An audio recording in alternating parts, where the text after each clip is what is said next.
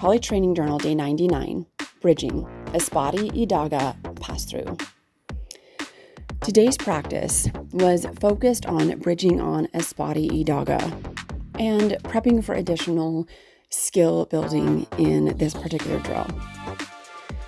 What I learned post creating this video was that I really am not doing this drill completely accurately.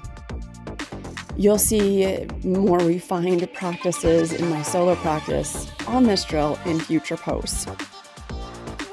Here are some notes that I made to myself for today's practice and the realization that I'm probably doing this drill at least half wrong. 1. How do I accept feedback? Especially when I'm trying to do something correctly, but I'm doing it wrong. This is something that I have become more and more aware of as I learn this new skill and build my confidence. I feel very confident in Collie. However, my skills are still weak. Some things are strong, but many things still require a lot of development and improvement. This is normal and expected with a new skill. 2.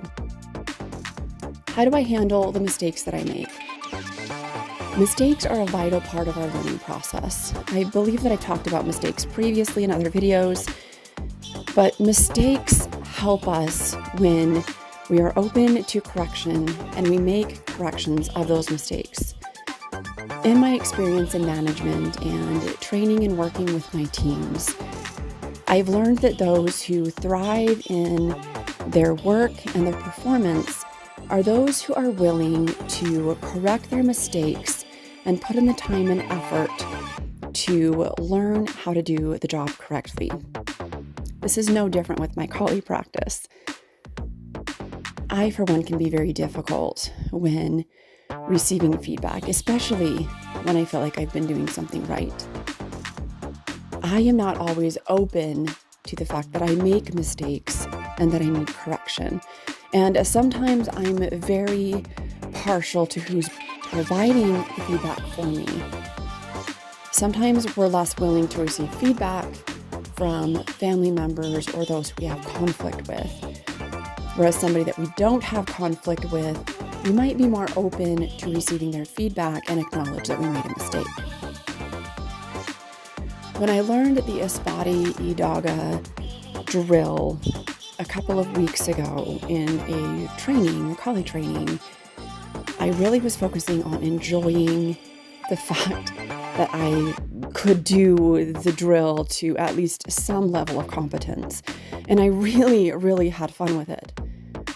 Thinking back on when I learned this drill in that moment, I realized that part of desiring the enjoyment of the drill and getting into enjoying the drill was the fact that Collie is a healing process for me. My vulnerability in this next statement is very tender. Collie draws trauma out of me. Trauma that I have not been able to resolve in other methods or ways. If you are a man or woman that has experienced trauma, martial arts can help you work through that. And in my personal journey, my personal experience with Collie is that it has become a way for me to heal in ways that, as I just mentioned, nothing else has helped me. This can make me very susceptible to having my feelings hurt, to being offended, or to protecting what I'm doing, right or wrong. Collie is a huge learning tool for me, and because I want to learn it so badly, I am very protective and defensive of not making mistakes. How do you respond to unfavorable feedback? Do you take it gracefully, defensively? Do you put on a face but inwardly don't appreciate it and have negative feelings about it. Sometimes my first response isn't always my best. And this is something that after today, I'm determined to correct and improve. After creating this video and going back and watching the replays and recordings that I made to help me learn how to do these drills correctly, I recognize that there's a lot more to this drill than what I've been practicing.